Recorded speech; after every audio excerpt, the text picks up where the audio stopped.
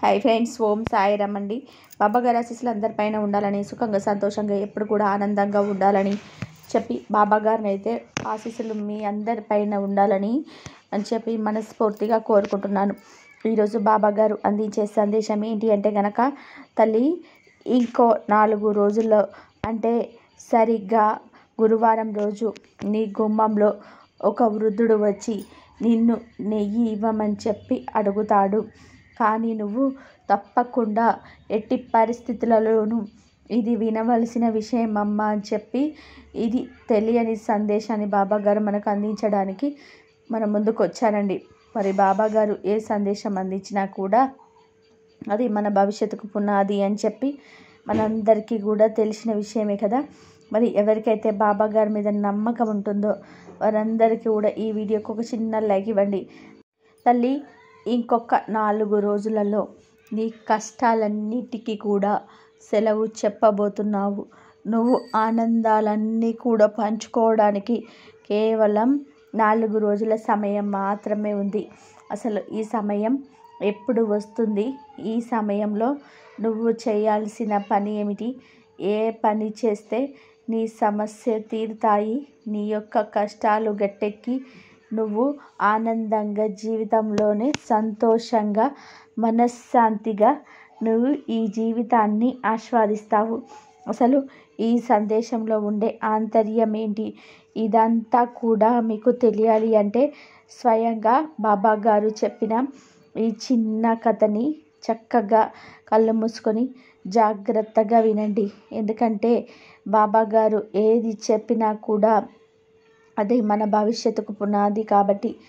ఒక ఊరిలో సరోజ, సంపత్ అనే 2 భార్యాభర్తలు ఉన్నారు. ఇద్దరికి పెళ్ళయి 7-8 సంవత్సరాలు అవుతుంది.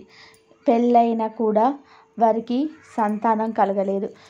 అత్త మామలు సంతానం లేదు అని చెప్పేసి కొడుకుని మరొక పెళ్ళి చేసుకోమని చెప్పి ఎంతగానో నసపెడుతున్నారు. కానీ సరోజ చాలా మంచి అమ్మాయి, చాలా అమాయకురాలు. భర్తే ప్రాణంగా భావిస్తున్నది. భర్తకి కూడా సరోజ అంటే చాలా ఇష్టం.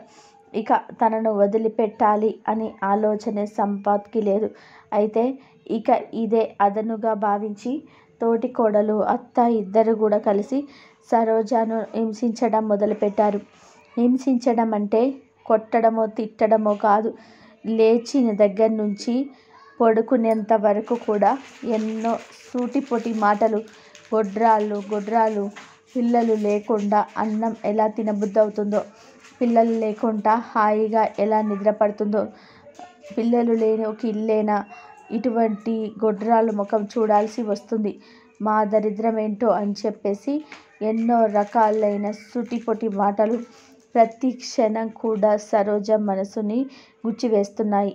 చాలా బాధపడిపోతుంది. ఒంటరిగా కూర్చొని ఏడుస్తూ ఉంటుంది. దీనికి పరిష్కారం ఏంటి బాబా అని చెప్పి బాబానే తన యొక్క బాధ కూడా మొత్తం బాబాగారికి చెప్పుకొని తన పాదాల మీద పడి కన్నీరు మున్నీరుగా ఏడుస్తూ ఉంది. ఎంత ఏడ్చినా కూడా ఎటువంటి ఫలితం అనేది లేకపోయింది. సరోజ చిన్నప్పటి నుంచి కూడా బాబాగారి భక్తురాలు. లేచింది మొదలు పడుకునేంత వరకు కూడా కొన్ని వేల సార్లు బాబాగారి యొక్క నామస్మరణ చేసుకుంటూ ఉంటుంది. ఒకరోజు గుడికి వెళ్తుంది. గుడికి వెళ్ళి, బాబా, ఈ జన్మ ఎందుకు ఇచ్చావు? నన్ను ఈ చెట్టుగానో పుట్టగానో పుట్టి ఇవ్వచ్చు కదా. ఒక ఆడదాని జన్మనిచ్చి సంతానం లేకుండా ఇలా గొడ్రాలు బతుకు చేశావు. నాకు బ్రతకాలని లేదు బాబా. ఎందుకంటే బ్రతికున్న రోజులు కూడా అందరి చేత సుటిపొటి మాటలు పడాల్సి వస్తుంది. ఎందుకయ్యా అమ్మ అని పిలిపించుకోలేని ఈ ఆడతనం? నన్ను నీ వద్దకు తీసుకెళ్ళిపో బాబా అని చెప్పి కన్నీరు మున్నీరుగా ఏడ్చి వెళ్ళిపోతుందన్నమాట. ఎంత ఏడ్చినా కూడా తనకి ఏ మాత్రం కూడా ఉపయోగం లేకుండా పోయింది. అయినా కూడా బాబాని మాత్రం వదలలేదు. అయితే ఒకరోజు తన అత్తగారి వైపు బంధువులు వచ్చి తనని ఒక శ్రీమంత ఫంక్షన్కి ఆహ్వానిస్తారు. అయితే ఆహ్వానించింది వారే, కానీ అక్కడికి వెళ్ళిన తర్వాత అవమానించింది కూడా వారే. తనని అక్షింతలు వేయడానికి రమ్మని పిలిచినప్పుడు మరొకరు గొడ్రాలైన ఈవిడ చేత అక్షింతలు వేయిస్తే పుట్టబోయే బిడ్డకు ఏదైనా ప్రమాదం జరగవచ్చు. ఇటువంటి నిండు గర్భిణి గొడ్రాలుగా మారిపోవచ్చు. తన యొక్క సంతానం అనేది పాడవకుండా ఉండాలి అంటే గనక ఈ గొడ్రాళ్ళ చేత అక్షింతలు వేయించకపోవడమే మంచిది అని చెప్పి మరొకరు, అయ్యో గొడ్రాలిని ఎందుకు పిలిచారు ఈ శ్రీమంతానికి అని చెప్పి మరొకరు, ఇంకొకరు పెళ్ళై ఎన్ని సంవత్సరాలు అయిందమ్మా, 7 ఏళ్ళు అయిందా, అయ్యో నీకు సంతానం లేదా అని బాధపడుతూ నటిస్తున్న వారు మరొకరు. ఇలా ఎన్నో అవమానాలు ఆ యొక్క ఫంక్షన్లో, ఆ యొక్క వేడుకలో తను ఎదుర్కొందనమాట. ఇంటికి వచ్చి తన బాధనంతా కూడా భర్తకు చెప్పుకొని చాలా కూడా బాధపడింది. భర్త కూడా ఏం చేయాలో అర్థం కాక ఒకరోజు హాస్పిటల్కి తీసుకొని వెళ్తాడు. తనకి ఉన్న చిన్న చిన్న సమస్యల వలన గర్భం రావడం ఆలస్యం అవుతుంది. ఆ సమస్యలన్నీ కూడా తీరాలి అంటే కాస్తంత సమయం పడుతుంది. దానికి మీ యొక్క జాగ్రత్త కూడా అవసరం అని చెప్పి డాక్టర్ చెప్తాడు. డాక్టర్ చెప్పింది చెప్పినట్టు చేసినా కూడా ఇక మరో 2 ఏళ్ళు గడిచిపోతుంది. ఇప్పుడు తనకు పెళ్ళయి 9 సంవత్సరాలు అయిపోతుంది. అయినా కూడా తనకి సంతానమే కలగలేదు. ఒకరోజు అన్నం మానేసి బాబాగారి ముందే కూర్చొని ఏడుస్తూ, ఆ ఏడుపులో తనకు ఎలా నిద్ర పట్టిందో తనకు ఒక మైకం కమ్మినట్టుగా నిద్రపోతుంది.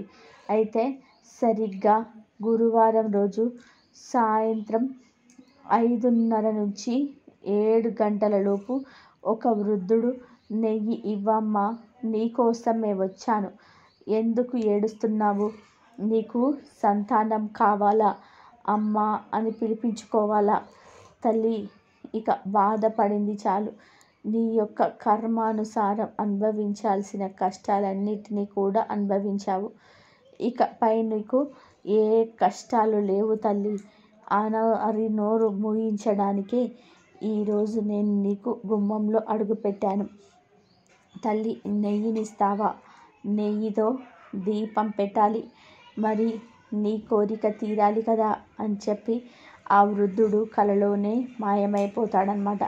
అయితే వెంటనే ఎవరో లేపినట్టుగా సరోజకు మెలకువ వస్తుంది.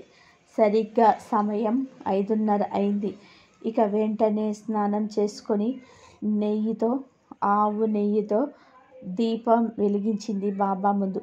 ఇక దీపం వెలిగించి తను బాబాగారి యొక్క సచ్చరిత్రను చదువుకుంటుంది. అలా చదువుకొని తన యొక్క పనిని ముగించుకొని ఆ రోజు రాత్రి నిద్రపోతుంది. ఉదయం నిద్ర లేచిన తర్వాత కొంచెం కళ్ళు తిరిగినట్టుగా అనిపిస్తాయి సరోజకు.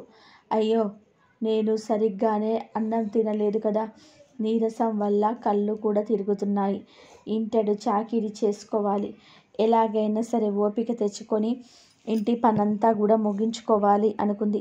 కాస్తంత మంచినీళ్ళు తాగి పనిని చేయడం మొదలుపెట్టింది. ఇంట్లో పని మొత్తం కూడా ముగించుకొని వంట పని కూడా చేసుకుంటుంది. ఇక సరిగ్గా భోజనం సమయం అయింది. భోజనం సమయానికి ఒక పళ్ళాన్ని తీసుకొని అన్నం పెట్టుకొని పప్పు వేసుకొని కొంచెం నెయ్యి వేసుకొని ఒక ముద్ద ఆశగా నోట్లో పెట్టుకుంటుంది. తిన్న మరుక్షణమే ఆ తిన్న ముద్ద బయటకి వచ్చేస్తుంది సరోజకు.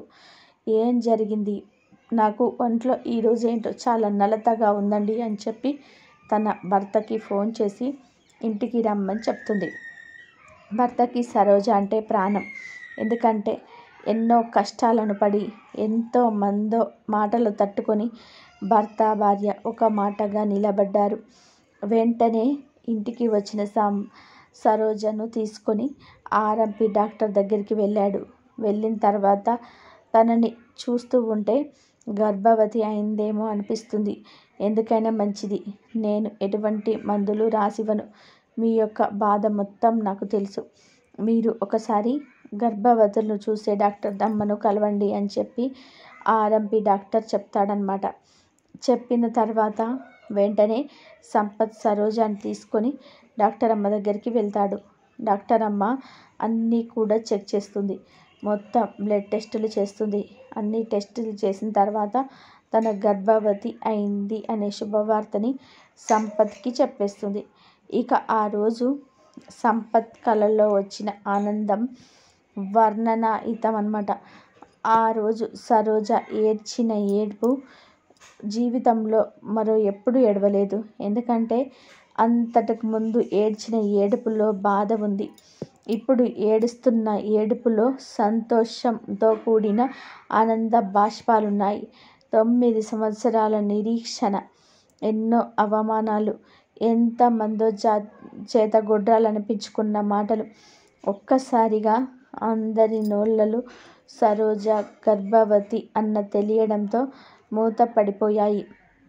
అత్త తోటికోడలు కూడా ఏమీ కూడా మాట్లాడకుండా సైలెంట్ అయిపోయారు.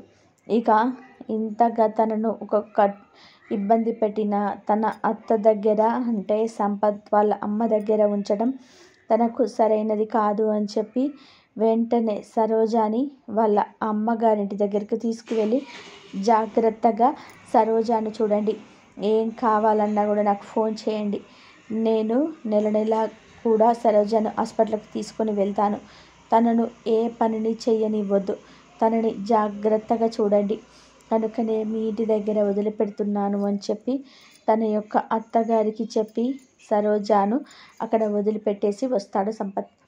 ఇక సంపత్ ఎన్ని రోజులు గడుస్తాయో రోజు లెక్క వేసుకుంటూ నెలలు లెక్కేసుకుంటూ ఉంటాడు. చూస్తూనే సరోజకు 5వ నెల వస్తుంది. 5వ నెల వచ్చిన తర్వాత శ్రీమంతాన్ని చేయాలి అనుకుంటారు సంపత్. అయితే అంతకుముందు ఎవరైతే తనని గొడ్రాలు అని చెప్పి పిలిచారో వారిని బొట్టు పెట్టి మరీ ఆహ్వానించమని చెప్తారు వాళ్ళ అమ్మగారికి. అయితే వాళ్ళ అమ్మగారు కూడా తను చేసిన పొరపాట్లన్నీ కూడా తన అన్న మాటలన్నీ కూడా వెనక్కి తీసుకొని తన కోడలు సంతోషంగా గర్భవతి అయినందుకు చాలా సంబరపడిపోతూ ఊరు వాడ అందరినీ కూడా శ్రీమంతానికి ఆహ్వానిస్తుంది. అయితే ఇక శ్రీమంతానికి అమ్మగారింట్లోనే సరోజ అయితే అక్కడికే అందరినీ ఆహ్వానిస్తుంది. ఎవరైతే గొడ్రాలు అన్నారో వారే తన చేతులకి గాజులు తొడిగి పండంటి బిడ్డకు, ఆరోగ్యవంతమైన బిడ్డకు జన్మనివ్వమ్మా అని చెప్పి అక్షింతలు వేసి మరి ఆశీర్వదించారు. ఇక వారందరి యొక్క ఆశీర్వాదం ఫలం తనకి చూస్తూనే 9 నెలలు గడిచిపోయాయి.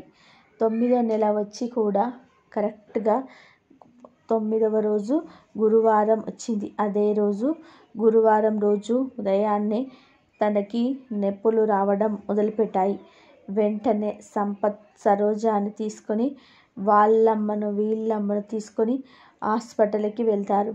అలా వెళ్ళిన తర్వాత డాక్టర్ అన్ని పరీక్షలు చేసి డెలివరీ ఈరోజే అవుతుంది అని చెప్పి చెప్తుంది సంపత్కి.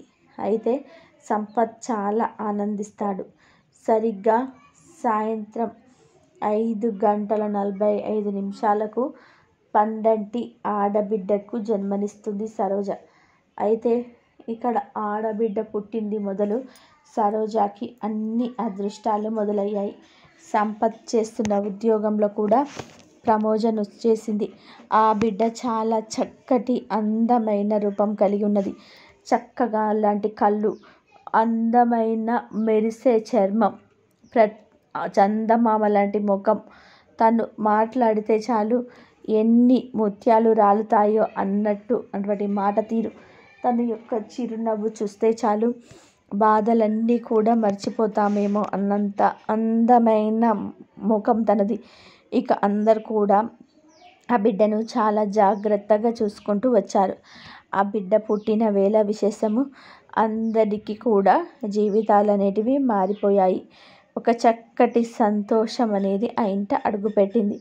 బాబా నువ్వు ఉన్నావు అని చెప్పి నిరూపించుకున్నావయ్యా, నాకు పండంటి బిడ్డని ఇచ్చావు అని చెప్పి బాబాగారి పేరు కలిసి వచ్చేటట్టుగా తనకి సాయి లేఖ అని చెప్పి పేరు పెట్టింది. ఇక తన జీవితం కూడా చాలా చక్కగా ఉంటుంది. బిడ్డ అన్నింటిలో కూడా చాలా చక్కగా మంచిగా మొదటి ర్యాంకులో పాస్ అవుతూ వచ్చేదన్నమాట. ఇక ఆ బిడ్డని చూసి తల్లిదండ్రులు చక్కగా మురిసిపోయేవారు. ఇది కదా బాబాగారి యొక్క అద్భుతం అంటే, ఇది కదా బాబాగారి యొక్క లీల అంటే, ఇది కదా బాబాగారి యొక్క మహత్యము అంటే. తల్లి, ఎందుకు ఈ కథను నేను నీకు చెప్పాను అంటే గనక, సరిగ్గా గురువారం రోజు సాయంత్రం 5:30 నుంచి 6:30 వరకు, సరిగ్గా లేదంటే 7 గంటల లోపైనా సరే, నువ్వు ఆవు నేతితో దీపం పెట్టి నీ కోరిక ఏదైతే ఉందో ఆ కోరికను నువ్వు నా ముందు పెట్టినట్లయితే తప్పకుండా నీ కోరిక ఎంత పెద్దదైనా కానీ నేను తీర్చడానికి ప్రయత్నం చేస్తాను. ఇక్కడ ప్రయత్నం అని ఎందుకు అంటున్నానంటే, ఇక్కడ సరోజాకి 9 సంవత్సరాలు బిడ్డని ఎందుకు ఇవ్వలేకపోయాను అంటే, దానిలో కూడా ఆంతర్యం ఉంది. ఎవరి యొక్క కర్మఫలం వారు తప్పకుండా అనుభవించి తీరాలి. ఆ కర్మఫలం ముగియకుండా ఎటువంటి వరాలను నేను ఇవ్వలేను, ఎటువంటి కష్టాలను నేను దూరం చేయలేను. ఎందుకంటే ఇది కలికాలం. ఈ కలికాలంలో శనేశ్వరుడు ఎవరి కర్మానుసారం వారు అనుభవించాల్సిన కష్టాలను తప్పకుండా పెట్టి తీరుతాడు. కనుక నువ్వు ఏ కర్మ అయితే చేస్తావో అదే నీకు తిరిగి వస్తుంది అని చెప్పి గుర్తుపెట్టుకో. ఆ 9 సంవత్సరాలు సరోజ ఎన్నోసార్లు నా నామజపాన్ని జపించింది. నాకు ఎన్నో పూజలు చేసింది, ఎన్నో అభిషేకాలు చేసింది. ఎంతోమంది డాక్టర్ల ద్వారా తన యొక్క సమస్యను తీర్చుకోవాలని ప్రయత్నం చేసింది. కానీ నా పూజా ఫలితం తనకు దక్కలేదు. డాక్టర్లు చేసిన కృషి తనకు దక్కలేదు. ఎందుకంటే తన యొక్క కర్మానుసారం తను తప్పకుండా అనుభవించి తీరాలి. కాబట్టి ఇదే ఇప్పుడు నేను నీ జీవితంలో కూడా జరుగుతుంది. కాబట్టి కనుక చాలా సార్లు నువ్వు నన్ను నిందించావు బాబా. ఎప్పుడు నీ నామస్మరణే నేను జపిస్తూ ఉంటాను, నిత్యం నీకు పూజలు చేస్తూ ఉంటాను. ప్రతి గురువారం నీ యొక్క మందిరానికి వచ్చి నిన్ను దర్శనం చేసుకుంటూనే ఉన్నాను. అయినా కూడా ఎందుకు బాబా నాకు ఈ కష్టాలు అని చెప్పి అడుగుతూ ఉన్నావు కదా తల్లి. మరి కర్మఫలం 4 రోజులలో ముగిసిపోనుంది. నువ్వు పూజలు చేసినవి ఏవి కూడా వృధా కాలేదు. నీ బాబా నీతోనే ఉన్నాడు అని చెప్పి గురువారం సాయంత్రం నీకు తప్పకుండా అర్థమవుతుంది. కనుక నువ్వు దేనికోసం కంగారు పడాల్సిన అవసరం లేదు. ఒక వృద్ధుడు వచ్చి నిన్ను నెయ్యి ఇవ్వు అని చెప్పి అడిగినప్పుడు నా ముందు దీపం పెట్టాలి అని చెప్పి నువ్వు గ్రహించినట్లయితే, ఆ దీపాన్ని పెట్టి నీ యొక్క కోరికను నువ్వు చెప్పినట్లయితే తప్పకుండా నీ కోరికను నేను తీరుస్తానమ్మా అని చెప్పి ఈరోజు బాబాగారు మనకు చాలా చక్కటి సందేశాన్ని అందించారండి. మరి ఈ సందేశంలో ఎంతో గొప్ప ఆంతర్యం ఉంది కదా. మరి ఆ ఆంతర్యం ఏంటో మీ అందరికీ కూడా అర్థమైందని కూడా అనుకుంటున్నాను. ఈ వీడియో మీకు అందరికీ నచ్చింది అనిపిస్తే ఈ వీడియోకి బాబాగారు సరోజ జీవితంలో చేసిన మంచికి ఒక లైక్ ఇవ్వండి. మొదటిసారిగా సాయిబాబా పిలుపు ఛానల్లోకి వస్తే కింద బ్లాక్ కలర్లో సబ్స్క్రైబ్ అనే బటన్ ఉంటుంది. దాన్ని ప్రెస్ చేసి పక్కనే ఆల్ సింబల్ ఉన్న బెల్లుని యాక్టివ్ చేసుకుంటే ప్రతిరోజు బాబాగారి సందేశాలన్నిటివి మీకు నోటిఫికేషన్ రూపంలో వస్తాయి. ప్రతిరోజు బాబాగారి సందేశాలను మీరు సంతోషంగా వినవచ్చు. మీ నుంచి నేను కోరుకునేది ఒక చిన్న లైక్, ఒక సబ్స్క్రైబ్ మాత్రమే. కనుక సబ్స్క్రైబ్, లైక్ ఇచ్చి సపోర్ట్ చేయండి. మరొక మంచి సందేశంతో కలుసుకుందాం. అందరూ కూడా బాగుండాలి, అందరిలో మనం ఉండాలి. బాబాగారు వాళ్ళ అమ్మగారింటికి సరోజను తీసుకెళ్ళి జాగ్రత్తగా ఎంత బాగా చూడండి అని చెప్పి ఆమెకు ప్రెగ్నెంట్ కావడానికి నెయ్యి ఇయ్యమ్మ అని చెప్పేసి అడిగి అన్ని సంవత్సరాల తర్వాత ఆమె కర్మఫలాలన్నీ తొలగించేసి అన్ని సంవత్సరాల తర్వాత ఆమెకు ఒక మంచి అమ్మాయిని ఇచ్చాడు కదా. అదే విధానంగా కొన్ని సంవత్సరాలంటే మన కర్మ ఫలితాలన్నీ తొలగిపోయేంత వరకు మనకు కూడా ఏమైనా జరిగేది ఉంటే కూడా జరగకపోవచ్చు. కాబట్టి మనం మాత్రం మొక్కడం మాత్రం ఎప్పుడు మానకూడదు. బాబాని ఎప్పుడు తలుచుకుంటూనే ఉండాలి. అన్నిసార్లు తలుచుకుంటే అలా ఎక్కువ రోజులు ఉన్న పాపాలు చేసినామనుకో అవన్నీ కూడా కొన్నిగా తక్కువైపోయి కర్మ ఫలాలన్నీ తొలగిపోయి మనం తెలిసి తెలియక చేస్తాం. కావాలనైతే ఎవరమైతే చెయ్యం కదా. ఆ కర్మలన్నిటినీ తొలగించుకొని మంచి మార్గంలోకి వచ్చి మనకున్న కష్టాలన్నిటినీ బయటపడేసి మనల్ని ఒక సంతోషమైన మార్గంలోకి తీసుకెళ్తాడు ఆ బాబా గారు. కాబట్టి మనస్ఫూర్తిగా బాబా గారిని నమ్మండి. శ్రద్ధ సబురితో పూజ చేయండి. అంతా మంచే జరుగుతుంది. ఓం సాయిరాం. శ్రద్ధ సబురి అందరూ బాగుండాలి. అందరిలో మనం ఉండాలి. బాబా గారి ఆశీస్సులు అందరిపైన ఉండాలని మనస్ఫూర్తిగా కోరుకుంటూ సర్వేజన సుఖినో భవంతు.